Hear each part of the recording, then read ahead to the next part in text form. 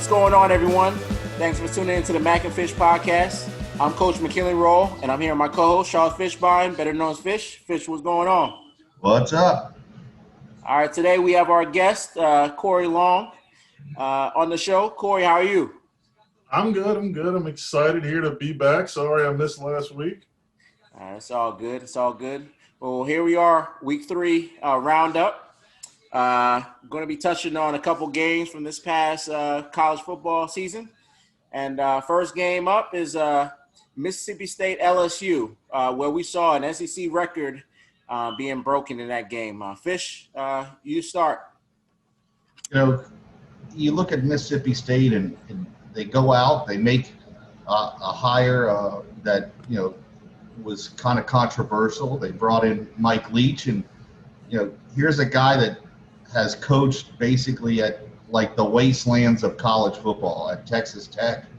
Then he goes out to Washington State, and he has great success at both places. And he has a system that has been around a long time. It's the Mouse Davis, it's kind of like a run and shoot type offense that has been around a long time. And a long time ago, people thought, oh, this couldn't work in the NFL, and it only works at certain schools. I mean, I remember Houston back in the day with Andre Ware and David Klingler, and these guys, 70 points they would put up. 70. I think Houston once put up 100 and something on somebody.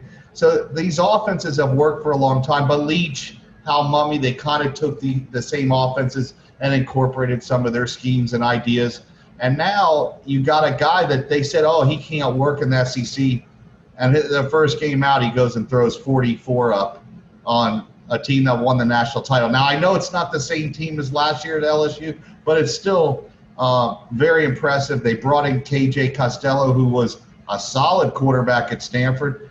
I don't remember him ever looking this good at Stanford. I mean, I don't think he threw 60 passes in 5 games, let alone one. I'm looking at his stats, 36 to 60 for 623. I mean, LSU probably hasn't given up 600 yards passing like in 3 consecutive weeks, so let alone in one game. 5 touchdowns, 2 picks.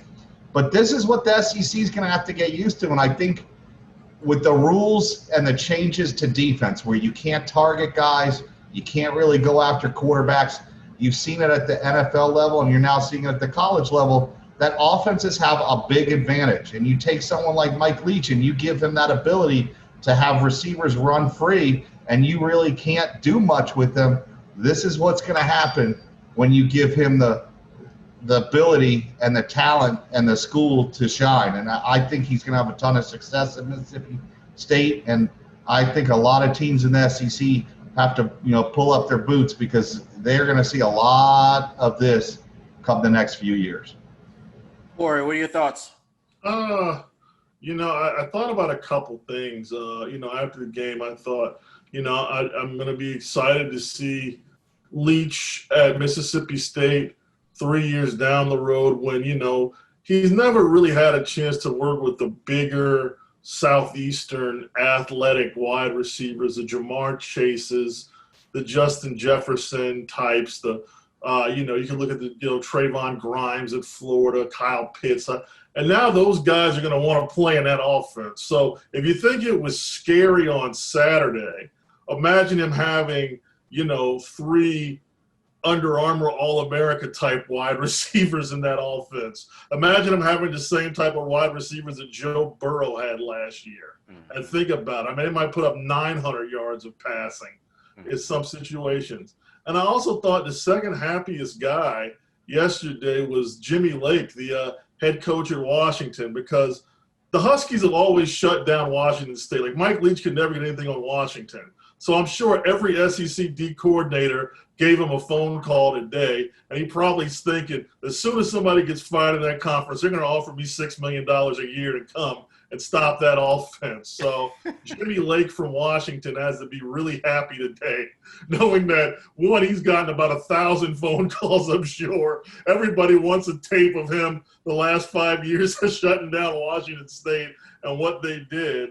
And I'm sure everybody's going to want to hire him eventually. But I've always wanted to see you know, you want to see these things. I mean, I remember Hal Mummy at Kentucky putting up some big numbers with Tim Couch and with, you know, some different guys, you know, Jared Lorenz and different guys at Kentucky. It didn't always calculate into victories, but, you know, it was fun to watch. So I think Leach is a better coach, a little bit more successful. So, you know, you always wanted to see him into the Southeast playing against Southeastern teams, and that was exciting. It was fun to watch.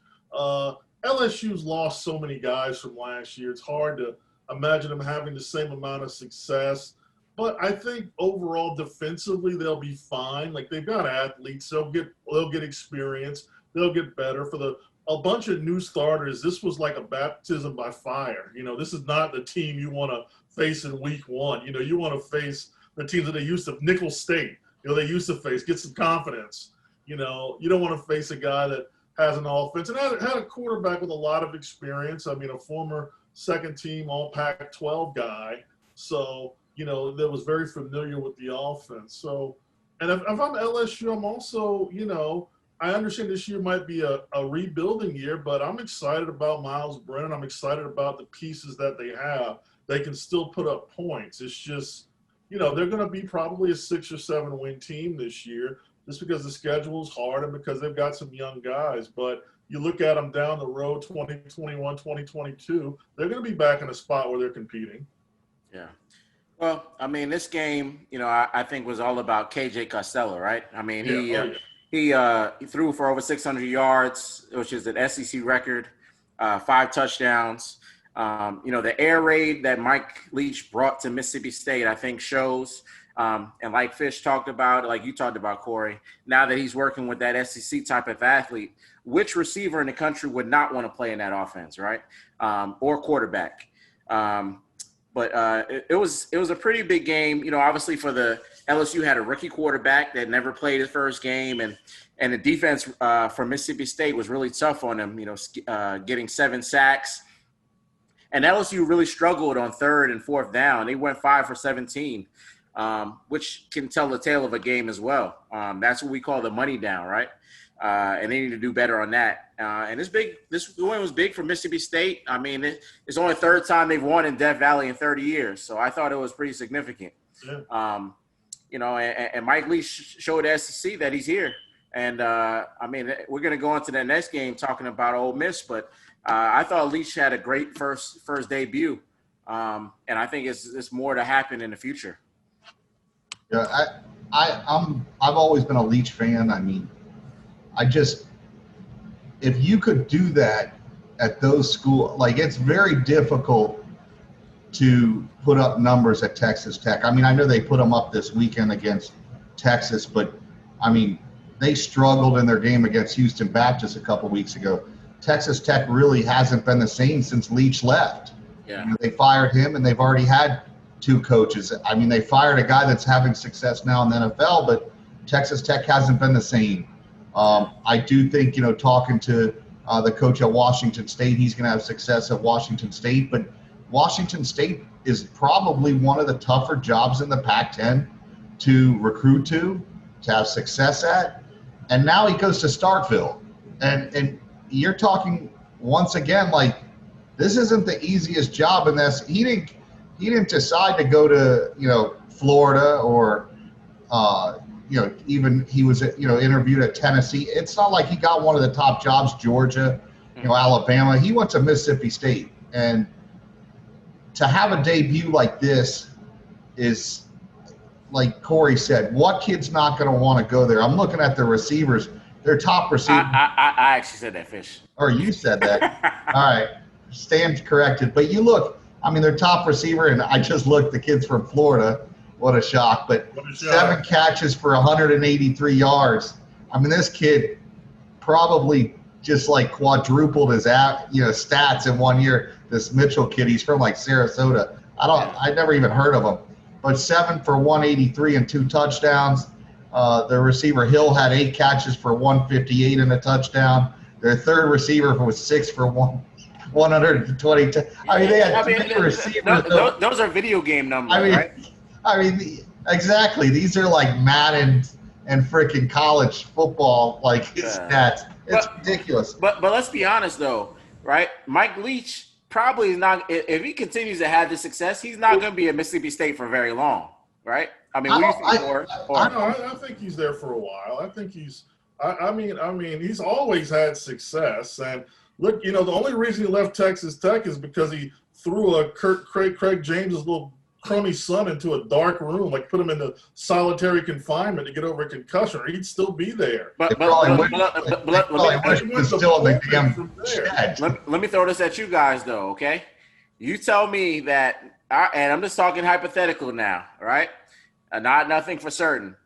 But if that FSU job comes open in 2022, you don't think that Mike Leach would be interested? You think he wants to stay in Stark Vegas? Yes, or you think I do. He would go to Tallahassee? I don't think it's his Starkville is like South Beach compared to Pullman. Okay, like right now he's thinking like this is the easiest job I ever had in my life. No. But my point is, you don't think that if FSU offered him a job, he wouldn't go? Or I don't think it's going to be his choice. I don't think he's a fit in town. Like I don't think he's a cultural. Mike Leach is not a cultural fit for everywhere, and That's Tallahassee is not a place that I think he's a cultural fit at. When you look at the culture of what Florida State football is about, and you look at Mike Leach, he ain't like I'm questioning the guy that's currently there as a cultural fit, and I thought he would at least be more of a cultural fit than even if he wasn't successful on the field. But I don't think Mike Leach, like every job isn't made for everybody. I think there's a reason why you pick certain jobs and you take them because they fit the person that you are. It's like we're watching. Like me and Fish were watching BYU last night, and that BYU was a tricky culture. The coach that they have right now, he's going to have a lot of success because he understands the culture of the community. He understands where he is, and it works for him. So I think. But do you have? Okay, I like that point, right? Yeah. But let's go to someone like Urban Meyer, right? And Fish, you can hop in here too, or Corey, you can come back with it. But Urban Meyer, was he a fit at Bowling Green? Was he a fit at Utah? Was he a fit at Florida? And now he goes to Ohio State, and he has success everywhere he goes, right? Urban is not the norm. I just think Urban's not. Listen, you're talking one of the 5 best college coaches of all time. I mean, if there's a Mount Rushmore, and I know a lot of people won't want to say this, Urban is a phenomenal and great coach. Yes. Like people just need to accept that. Like if he went to Texas, and it's nothing against Tom Herman, within 3 years he's playing for a title. Yeah. If he goes to Miami, Florida State, wherever, he is basically the LeBron James of coaches. Like wherever he goes, they're competing for a title. As long as Urban has free range to get the players he wants in there, he's a fit. He's a fit at every place he is until like the cops catch up to him. Yeah. Then he gets headaches. Then they start to hurt a little bit. But yeah, and again, Urban is one of those guys, no matter where he is, whether it was Bowling Green, Utah, Florida, Ohio State, he's going out and getting the absolute top talent he can get, that he's able to get. So for him, I think for him it's a little different because I don't think he cares so much about the city or the community. I think he just cares about winning, and can I bring in all the players that I want? Can I run the type of program that I want? And all those places basically said, yes, Urban, we will do whatever it takes to win. And he's like, cool, I'm a fit. Give me that check. Yeah, I mean, there's one coach that kind of, I don't know if I compare him to Mike Leach, but had the same type of success wherever he was, and that's Dennis Erickson. Dennis had success at Washington State. Then he went to Miami, and people said his 2-back split backfield, 1-back stuff couldn't work there, and he had a ton of success. And then he went to Oregon State, and Notre Dame still doesn't forget that game. But could he have fit in at Florida State? I don't know. Like Corey said, there are fits for certain guys. Leach would take the Florida State job if he was offered it. I just don't know if those guys that run that type of program, the athletic director and the president, want that type of coach and that type of attempt. Like he steals the show at that school. He's the big fish in a small pond, and you've got to have. a lot of people that are willing to sit back in the back row and keep their hands underneath their butts and keep their mouth shut, because he's going to say something to the media that you're going to have to defend. He's going to do something stupid, but it's funny to us, but in the mainstream media, is he going to have that same leeway? And Starkville, if he says something, I still haven't heard it. You know, like he had the incident where he had the little what was it, the noose incident with a little meme that he put out on Twitter. He lost a few players over it. If he pulls that same stunt at FSU, he's getting fired. Yeah. You know, because there's a very, very prominent historically black college and university right down the street that's really going to run him through the ground. You know, so it's just little things you think about. And it's not saying that he was a racist or he did something dumb, but he did it dumb in a place where they were going to just slap him on the wrist and carry to a place where they would be, you know, or it would be a really big issue. Yeah. Well, we could talk about Mike Leach for another 2 hours because he's so interesting. But we're gonna go into Ole Miss in Florida. Corey, start there. You know, obviously SEC is back, and you know, it was a good game to talk about. Go ahead. You know, he came out. I knew we all thought Kyle Pitts was, you know, going to be an All-American quality player, tight end. He proved that. I think he had 170 yards, 3 touchdowns. The Gators did whatever they wanted to do on offense. Kyle Trask, I think he threw for 412, 6 touchdowns, no picks. They ran the ball well. They racked up over 640 yards, 642 maybe is what I saw. Defensively, I'm a little concerned. They gave up 600 yards. And, you know, Matt Corral put together a 400-yard passing game. And if you look, I think Ole Miss had 2 red zone instances where they ended up turning the ball over deep in the red zone. If they score there, this is a 51-51 potential. They might still be playing, you know. And so that concerns me, is that their defense gave up that sort of points. Now, with saying that, they had some kids on that D that looked great. Gervon Dexter had an interception and a big tackle for loss in the first quarter. That's a heck of a way for a true freshman to enter a game on the D line. And I mean, I think they'll be better on defense, but you know, I think offensively, this is what I expected. They're really, really good on offense. Hey, Vantrell Miller, man, he showed up for Polk County, 15 tackles, 1 for a sack and 2 tackles for loss. You know, we're biased towards those Polk County kids, but you know, this is a very talented Florida team, and Mullen's been there.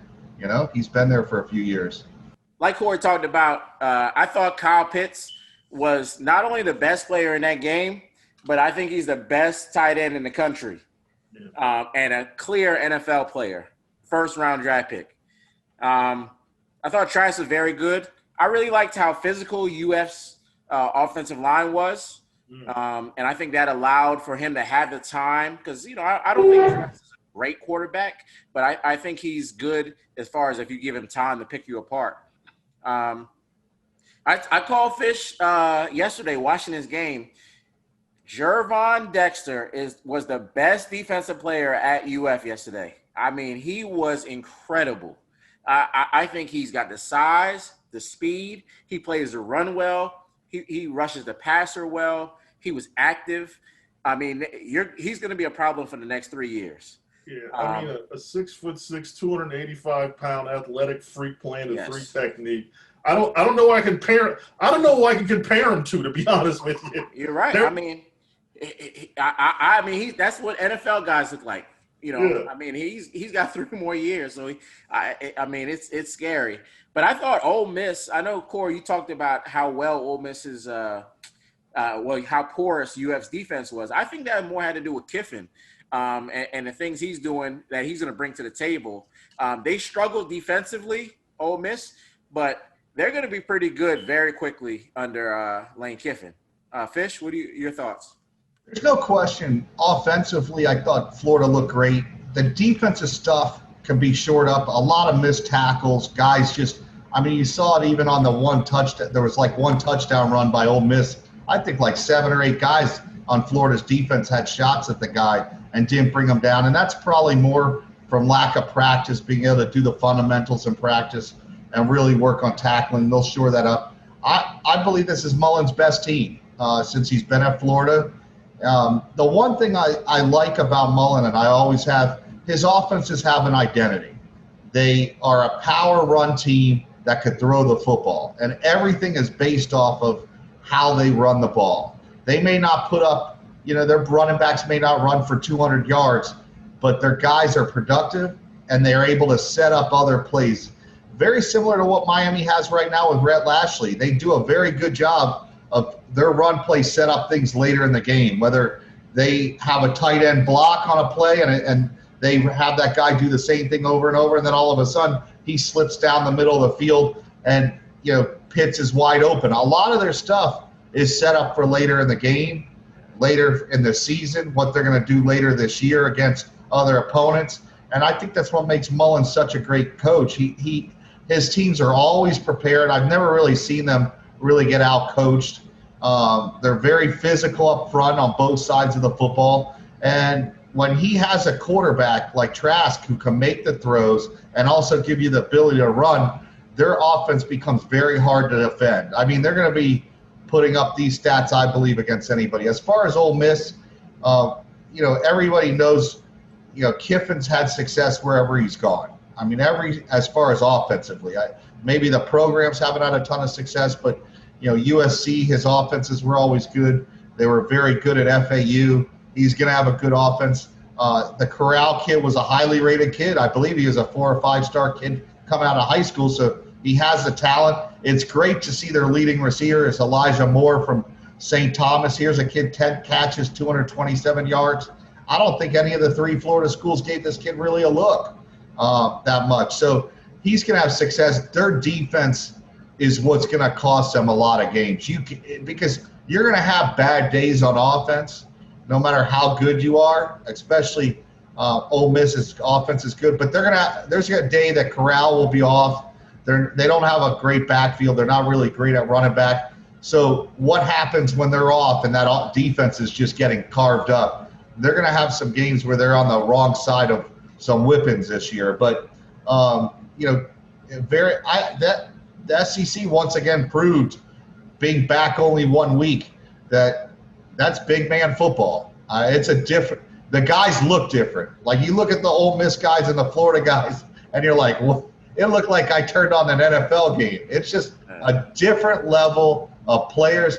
I know fans hate the SEC, but you got to respect it. When you turn on the TV, the kids at Oklahoma and Oklahoma State don't look the same. I watched week 1 and 2, and then week 3 popped up, and Jaws showed up. It's a different. Like the bad teams in the SEC look like NFL teams. And fans hate it, but there's a reason why everybody wants to see them every week.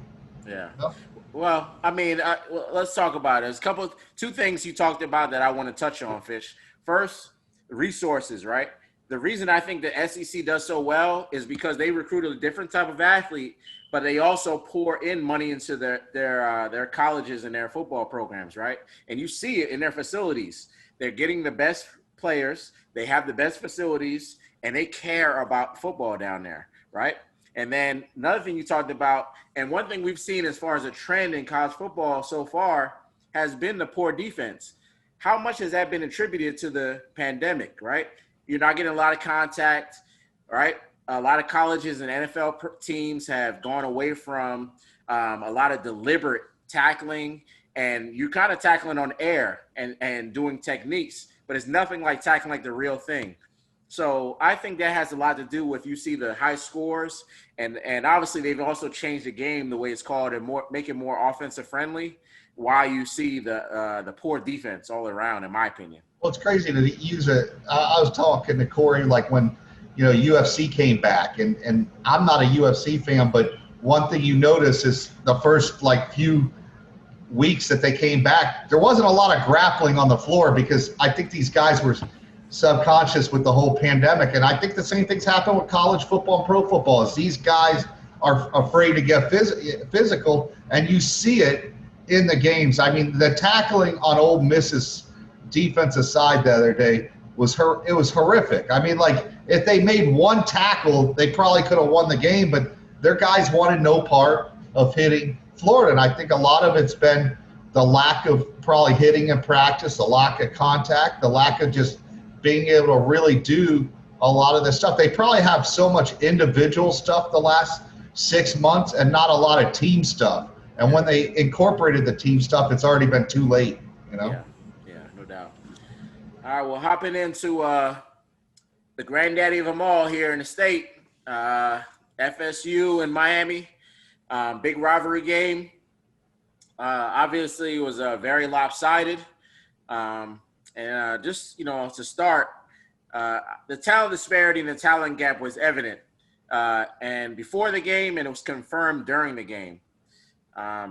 James Blackman was below average. The offensive line was abysmal. The running backs and receivers really didn't give you too much. FSU's offense is just they're very it's helter-skelter, right? I mean, I don't know. It's not consistent. They have no rhyme or reason. And I really don't know what they hang their hat on. Like, what do they do well? I like what Jordan Travis was doing early in the game and some of the things. And obviously, when they scripted that first offensive drive, it was very good. But you'd like to see them come away with 7 instead of 3. But and then talking defensively, FSU's defense gave away too many third downs and made it easy for Miami. King was great for UM. I thought he did a great job distributing the ball to everyone, and their running game looks, top notch. I like this UM team, and they played with a lot of confidence. You knew they were going to be up for this game, and they showed it the whole way through. Offensively, defensively, special teams, they dominated the FSU, and it was very lopsided. Fish, your thoughts? The only two shocking things, one, the score, I thought it'd be more like 35-13, 35-20 or something. Like 52 means there's bigger problems than just a talent disparity. But the more shocking thing, if there's anything shocking, is that anybody that thought otherwise, that this was going to be something than what it was, that's the shocking thing. Because we talked about it before. I thought going into the season, this was the worst offensive personnel FSU's had since I've been alive. I mean, since 1980. I mean, they have never had this lack of talent on the offensive side of the ball. One, Blackman's a great kid, but the reality is it's the wrong school for him. He probably could do possibly better at another school, but Florida State is not the place for him. Offensive, you look at the running backs they've had in the past, Cam Akers, Devontae Freeman, Carlos Williams, Dalvin Cook. None of those guys are on the roster. And this was a big concern of mine. Like, if Norvell's going to turn this around, have one thing that he's been very successful at is the run game. And if he could get at least that part of it turned around, it gives you a fighting chance in games. You may not, maybe you win games 17-14 this year, next year, but at least it keeps you in the games. It keeps your defense off the field. But they don't even have that. They can't sustain drives. They get behind the sticks. We've talked about this before. If Blackman gets behind the sticks, he has no shot at having success. But talking about the game, I really don't want to really talk about like what Florida State did or did not do. I want to talk about what Miami did, because I really think this is the best Miami team they've had since 2001, 2002. And I thought that when I went to their one spring practice, they were different. D'Eriq King is a different player. He's one of the best quarterbacks in college football. And some people are going to go, oh, well, he doesn't pass that well. He passes very well in that system. He doesn't need to be a 70%. He doesn't need to be Drew Brees. He just has to be the quarterback for that system. And he's very composed. You could tell that the players around him, great players, make other players better and pick up their game. And you see it. Every player on that team seems to step up their game, maybe minus one or two of their receivers, but every other player on that team, even on the defensive side of the ball, it's like those guys want to go get him the ball back. They're like, hey, let's get on that field for 3 or 4 plays, create a turnover, and we're going to get them back. So, Miami's a very good team. I think they're a top 10 team. They're going to have a chance to prove themselves against Clemson. And we'll see what happens. As far as Florida State, I think Mike Norvell got, a wake-up call, that is probably really good for their team, that, hey, listen, the guys that are on this team don't deserve starting jobs. I believe the first thing he needs to do is go in tomorrow, and this isn't my job, but I'd go in that locker room and I'd say, every spot is open. There's not one spot on this football team that's open. I don't care if you're a senior or a freshman. He needs to go Pete Carroll and say, if you're the best player, you're going to play. And if you don't show heart, you're not putting that uniform on again. Florida State, if you're a former player that played at Florida State and watched that, those guys disgraced the uniform. And that's not Mike Norvell or that coaching staff. That's inside their hearts, inside their shoulder pads, inside their helmet. Those guys, somebody in that locker room needs to step up and say, this will never happen again. That didn't happen when your brother was on the team. It didn't happen with LaMarcus Joyner. Somebody in that locker room has to say, this is Florida State. I love this school too much. I'm not going to allow it to happen again. That ain't coming from the coaching staff. It has to come from within that locker room. Leaders need to step up. And we're going to find out who's the leaders. And the guys that don't want to be there, I'd show them the door. I'd show them the door on Monday. I'd say, listen, you want to leave, there's a door. But we're going to do it my way. And honestly, the best players are going to play. And that's how it needs to be done. Corey. I'll start out with Miami. I thought that they looked good. I think they look better than they are. I'm not sure. Offensively, I think they've got a great running game. They've got, very good tight ends. I think their receivers are still, work in progress. But offensive line is getting better. I think Rhett Lashley is getting very comfortable with what this team does well.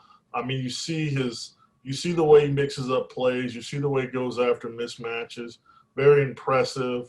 I thought defensively, Miami did what, they were really good in the front four.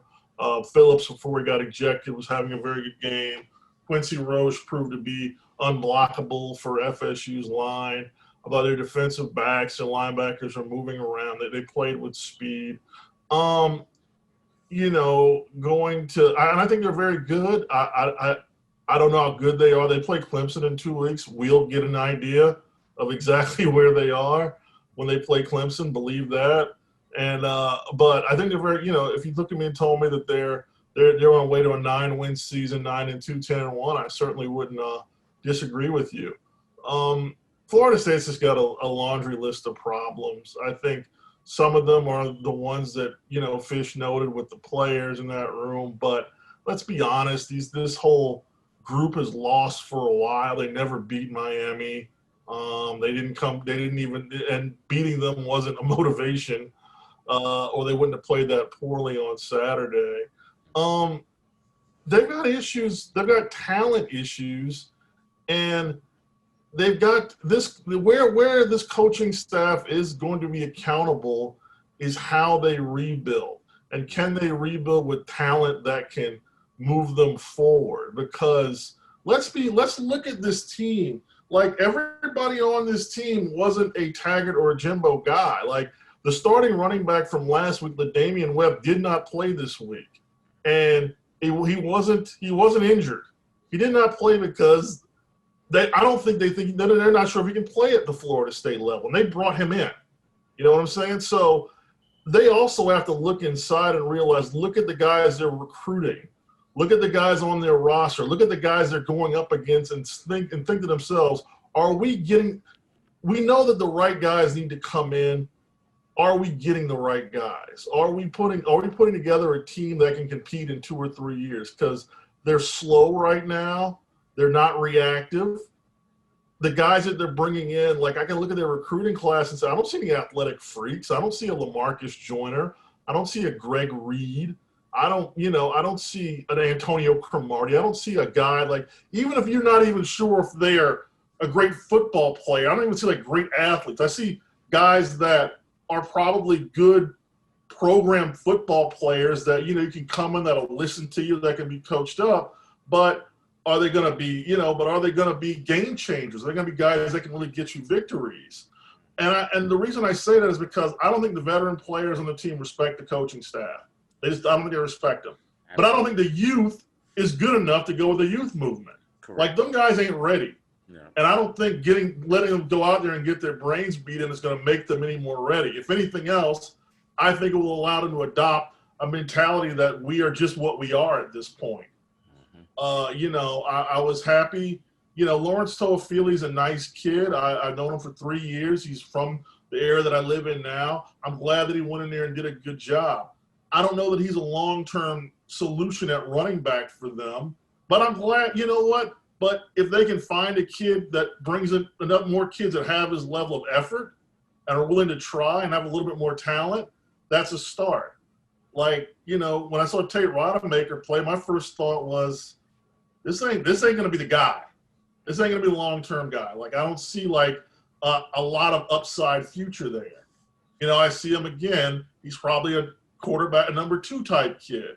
Mm-hmm. And my question is, they need real players. They need to go out there and be so aggressive and put in such an impact on the recruiting trail. Like, right now, their focus this season is dead.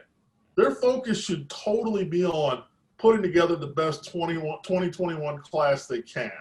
And when I look at it, I don't see it. I don't see any pass rushers in their class. They don't have any on the roster right now, and they're not recruiting any. They're recruiting a lot of big, kind of stiff, defensive ends, and it's, strong side DN types. And I'm thinking, are these guys that are recruiting these kids, they're not, they're recruiting like it's a Big Ten team.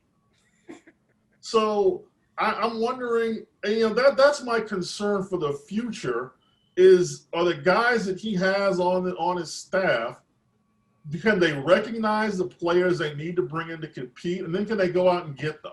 Yep. Corey, can I jump in real quick, McKinley? Yeah. Go ahead. One of the things you and I discussed the other day, all right, there's a quarterback at UCF that's been out for 2 years, Mackenzie, Milton. Here's a guy that I believe, I don't know if he could play or if he's injured or whatever. I do know that when he did play, the kid was really special. You bring a kid like that into the locker room, all right? Maybe he wins the job, maybe he doesn't, but he makes the guys in that locker room. If Purdy's your guy or Altmaier or one of the guys, Tate Rodemaker, he's going to push those guys to get better because he's already there. He knows how to win. He's been part of a winning program. They got to bring guys like that in because even worst case scenario, that guy can explain things to these guys that they haven't seen before as well. So he's like a coach among that staff. So he's one guy. You brought up Toafili. You and I had the same opinion on him. Very good player coming out of high school, limited upside. But one thing he showed me in that game, that no matter what the scoreboard said, he played hard. Yeah. Not many guys on that team played hard. And that's the thing is, I'll take him now. He's on my team just from an effort standpoint. And, me and McKinley have discussed this. As a coach, the one thing, as you tell your players, listen, we may not be as good as that other team, but the one thing we can control as a team is effort. Effort is something that no matter how talented you are, you can control that yourself as a player. And if you're a player that gives 110%, and I know it's cliche, if you got a team full of those guys, you have a better chance of having success than having what you had the other night. I didn't see effort. I didn't see that the other night. Honestly, I saw a team that checked out 10 minutes. They tapped out 10 minutes in that game. They were a tomato can that got knocked out in the first round that didn't want to be there and wanted to pick up their paycheck. That is unacceptable. And they got to find those guys. Now, it's not about just winning. It's like, do you love football? And that scoreboard, are you going to give effort even when things go down? We talked about Jermaine Thomas. The one thing I liked about him in high school is when we saw him in South Carolina, what did he do on that final drive? He went up and down that field, cussed his team out, and said, we're going to win this freaking game.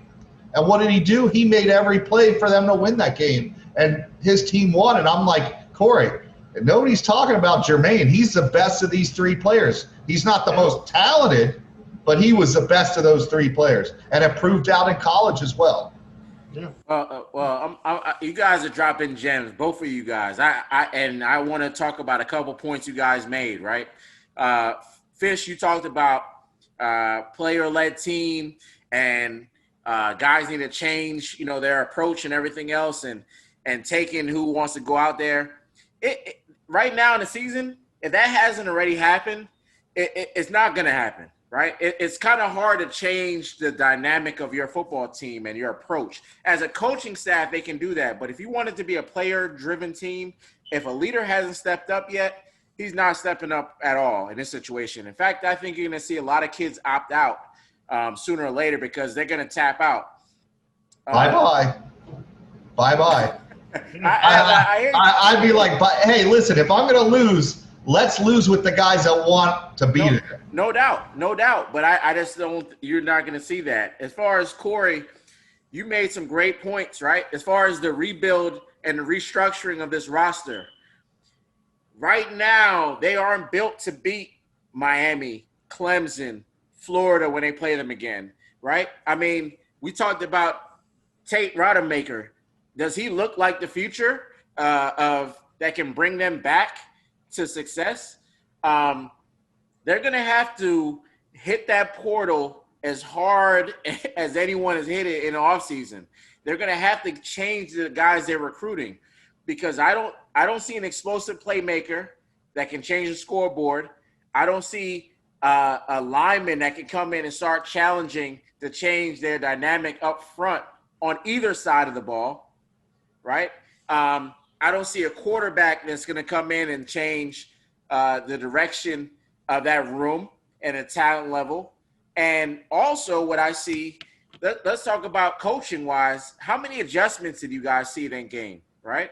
I didn't see much. I saw the same thing being rolled out there and the same results were happening.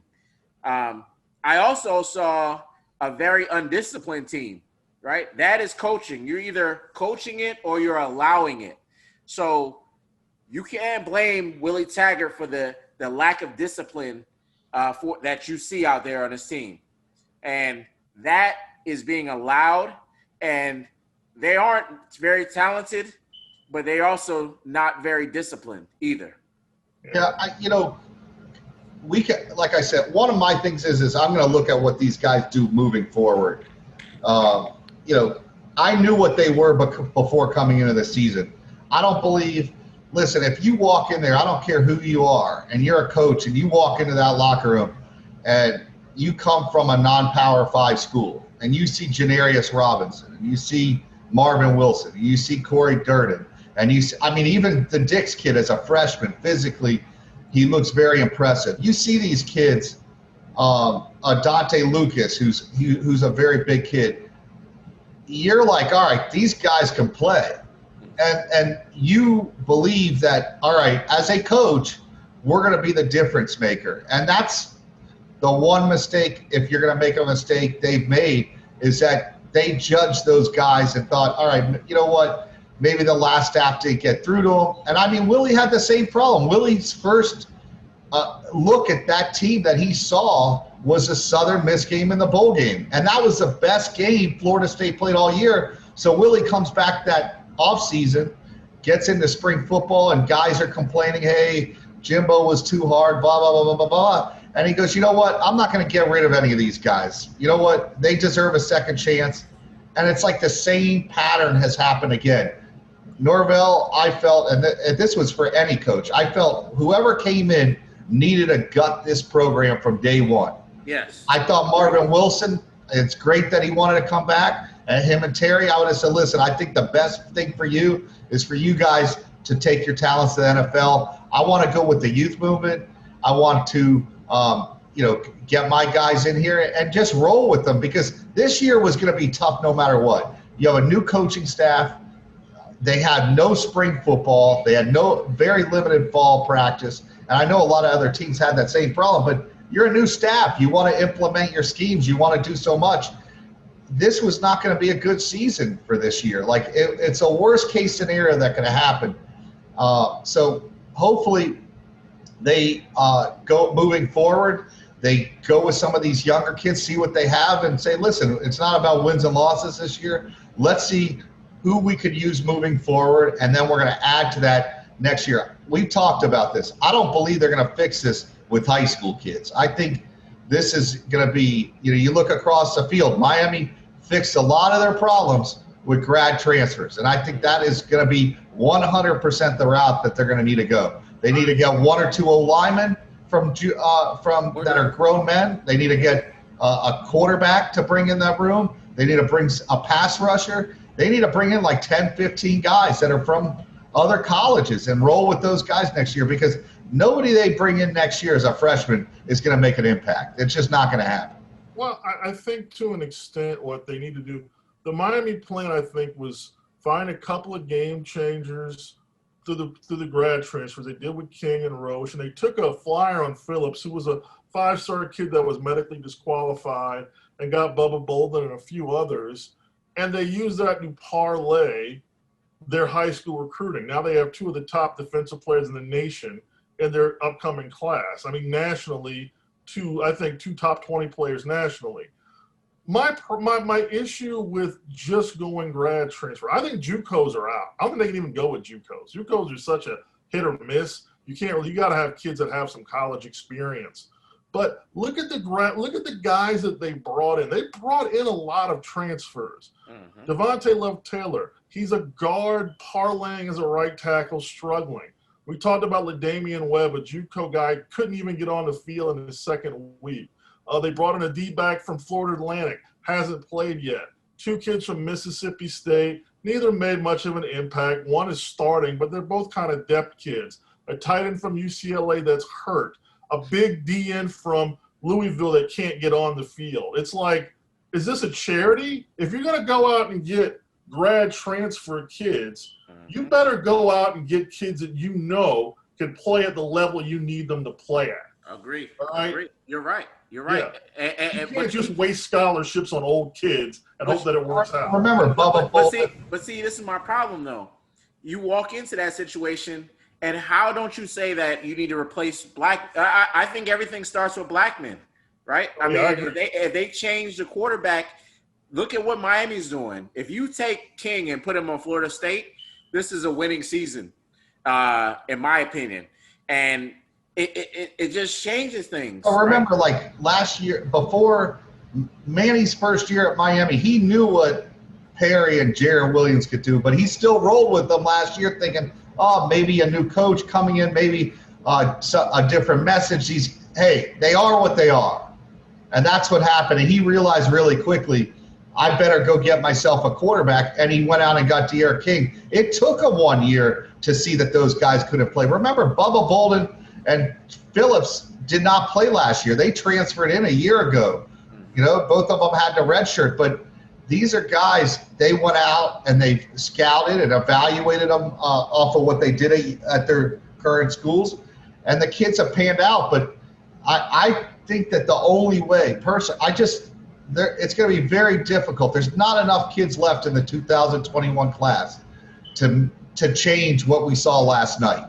The only way they're going to change what happened last night is bring a lot of transfers in. And I think they got to win next year. Like, this year's going to be a tough year. The honeymoon will be over after this year. And I'm not faulting Mike Norvell for that or the staff. It's just the way it is these days. And everybody wants, when you have a Mike Leach going to Mississippi State and winning in year one, fans think that that's how our program should be at. And they're different situations. Every school's different. You can't compare the two. Everybody wants to go, well, what Mississippi State is winning. Mississippi State wasn't that bad last year.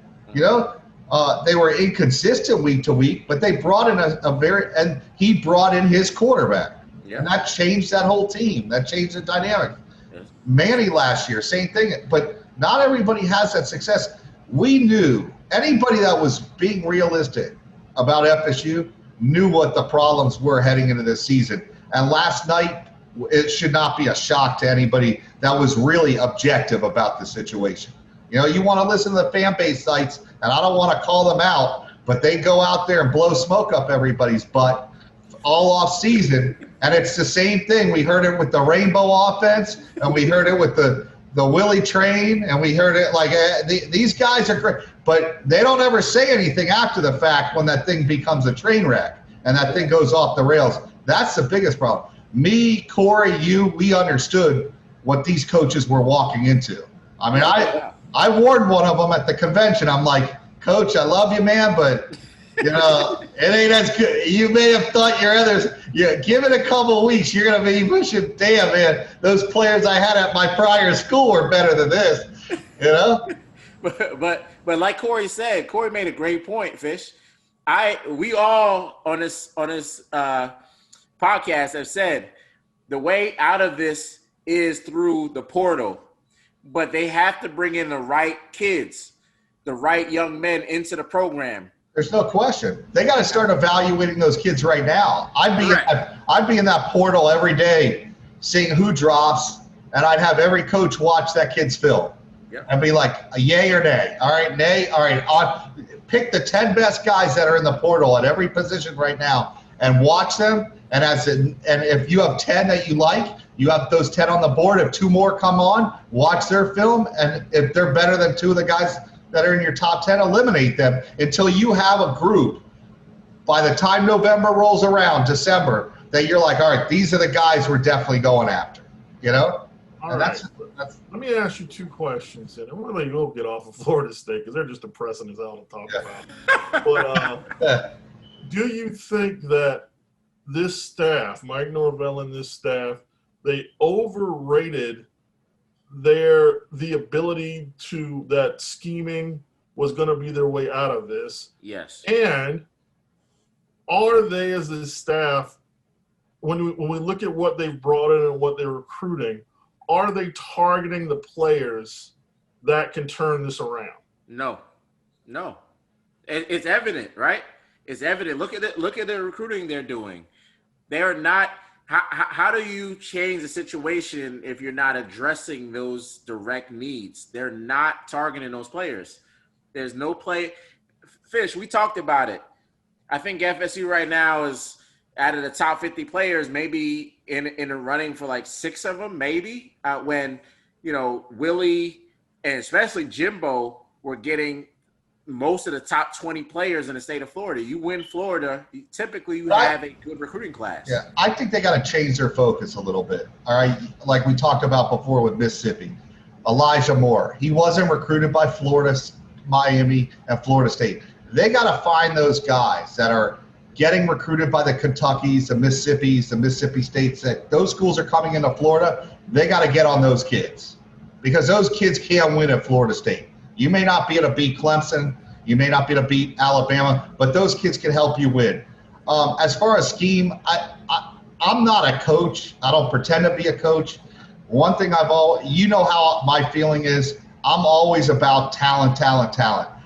You could have the greatest scheme in the world, but when you're rolling I don't care if you bring in Norb Chow. I don't care if you bring in Jeff Tedford. I don't care if you bring in Bill Walsh. James Blackman's not going to be a good quarterback. That's a fact. And that's not an opinion. I've seen enough. And we've seen 3 pretty good Taggart's had success as a coordinator before. Briles is I think one of the best offensive coordinators in college football. You now have Norvell, who's had a ton of success as a coordinator and as an offensive mind. None of them have made this kid good. I just don't know what else they're supposed to do. So keep rolling them out there. Now that's going to be on them eventually.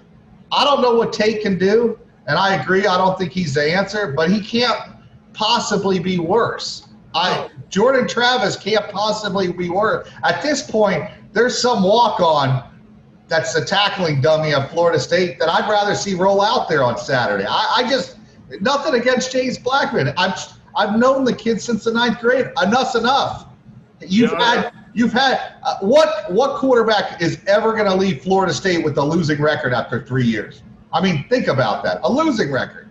I'm not talking against Florida State, Miami, and Clemson. I'm talking straight up. He has more losses than wins. That's just unheard of. Yeah. I've been a bit of a detractor of Blackman, and again, it's not picking on him personally. I really don't know him as well as you do. I looked at the way his line of just looked at overall his timeline at FSU, and there were just a lot of things that concerned me. I remember, when Taggart's there in the first year, he gets a start against NC State. I think he threw for 400 yards. It was a perfectly decent game. But, at the end of the day, they lost by like 20, and it was like – and he was a little too happy after that game, As a person, as a coach, I'm like, I understand you're happy you started and you played okay. You lost by 20, man. It wasn't like it was a successful day.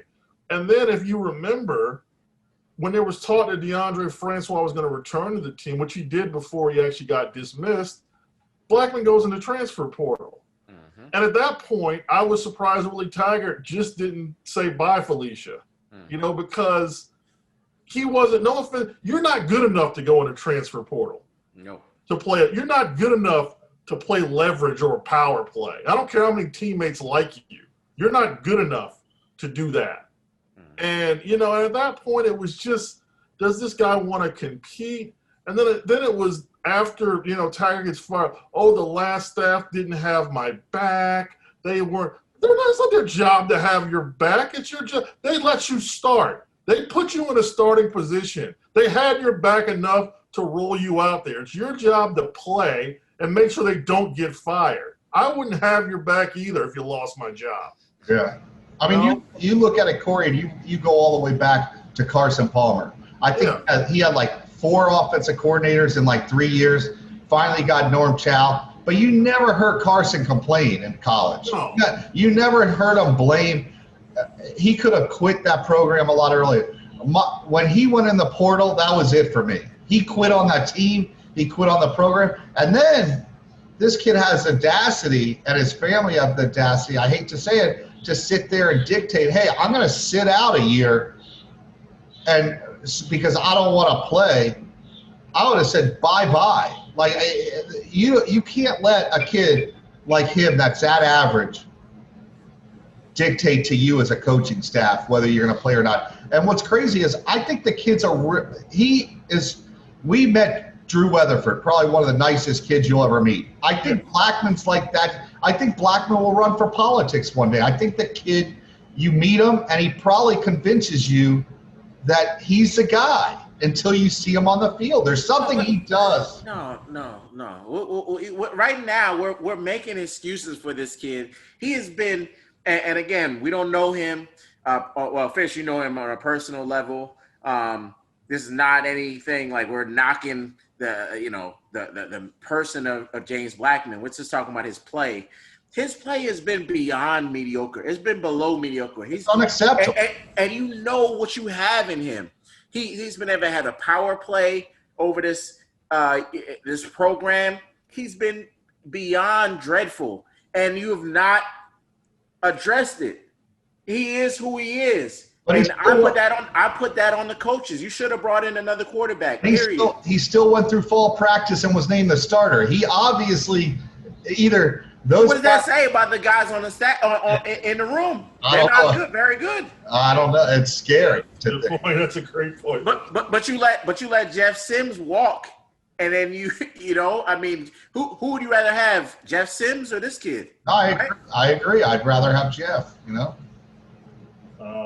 In general, we can go back to their last recruiting class and say that it would have, when you look at how it was working out with Sims, with Knighton, who ends up at Miami, guys like Keyshawn Green, who was at Nebraska, now going to FAU, Morvin Joseph at Tennessee, it actually addressed a lot of the problems that they faced this year. Right. And one of the things when at Norville, I think got hired in December. So it's a tough time. It's a tough transition. I feel like they just, if you look at it, even now, COVID can be blamed for a few things, but, signing day and stuff came a month and a half before COVID. They didn't bring any pass rushers in. It wasn't like they realized that you could have looked at all the film last year and realized they had no pass rushers. Mm-hmm. You could have realized that they needed another, like Cam Akers bailed that team out so many weeks. They were not going to have another Cam Akers in that organization. So, you start thinking about the guys it's like you tell Trayshawn Harrison to take a hike, but you keep Warren Thompson. These are bad decisions. That was not a willing. That's a decision made by these guys. You tell Anthony Grant to take a hike. You tell LeBourne to take a hike. And you don't have guys that can replace them. Mm-hmm. So it's I look at it and I say I'm like Fish when I say their focus and the players that they bring in, the players that they evaluate, they have to look at themselves, look at what is surrounding them, look at what they have to compete against, and think we've got to find players to compete against these guys. Yeah. We're not at the other stops that we've been at previously where it was kind of a plug and play situation. We've literally got to go out and find guys that can be comparable to the guys that we are trying to compete against. We've got to, if Clemson has like a kid like Brian Breezy, a freshman that's going to be an all-world player, we've got to do our best to find linemen that we can look at and say, man, this kid gives us an impression of this guy. This kid gives us – we've got to look at the top level of player and find something as close as we can to that. Mm-hmm. And it can no longer be who fits it. Like, I'm so tired of scheme. Always got to fit in this scheme. You know what? Get the best athlete and figure out the scheme around them. There's no question. Don't ignore great athletes because maybe your scheme is what needs to change. If it doesn't include any of the best athletes in there. Yeah, Fish always talked about, this team not really looking like an FSU team, right? I mean, we've talked about it before. Fish would always say, McKinley, this team does not look like a typical FSU team or a team that they're trying to win and compete against the Clemsons of the world. Because if they're going to get back, they're going to have to go through Clemson. And, it's a process. It can happen, but it's going to take a lot of work. And the things we talk about now, addressing those type of needs, moving forward, maybe making adjustments schematically. Again, the jury's still out on the staff. I think they're a bunch of good coaches. They didn't forget how to coach, but it's going to take a lot of work to address this. There's no question about it. I mean, let's be honest. You talk about Clemson. This is the last thing I'll go over on this subject altogether. It's like Corey said. You'll get mad even talking about it, but the reality is, how many guys of the starting 22 would start at Clemson right now? Zero. Maybe they take one or two kids. Travis Jay's a freshman. Would he end up? I mean, there was a couple things in the. Yeah, Amari Gaynor, a couple kids that I like. But I think under too deep. Yeah. Even a kid like Wilson, I think if he were in a situation where he were motivated, would still be a good player. But he's not motivated, so he looks horrible right now. Yeah. So there's just not a lot of them. I mean, it's just the reality is. And that's what they got to look at. I mean, the one thing Coley, we talked about this early on, Coley talked about when he first got to Florida State was their benchmark was, can this kid, one, help us win the ACC? Two, can they help us beat Florida? Florida was a national power at the time. And if they couldn't answer that question in the recruiting room when they were recruiting these kids, they didn't recruit that kid any longer. And they had a bunch of guys that had coached the SEC and the ACC and had seen those guys, and that's why their recruiting got better. These guys have to go in that recruiting room and go, hey, listen, can these guys, we just saw what Miami has. Can the guys we're recruiting beat them? And if the answer is no, then bring me back 20 more players until we find guys that can do it. Absolutely.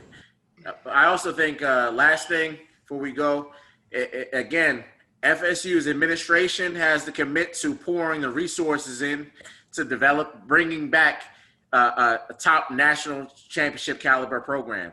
You can't win and compete against everyone else in the country, the SECs, the Clemsons of the world, with limited resources. You can't put lipstick on a pig. You have to commit to being a big-time program. That's one thing that Jimbo has pushed for, and I think it's going to have to show up sooner or later. I don't disagree with that.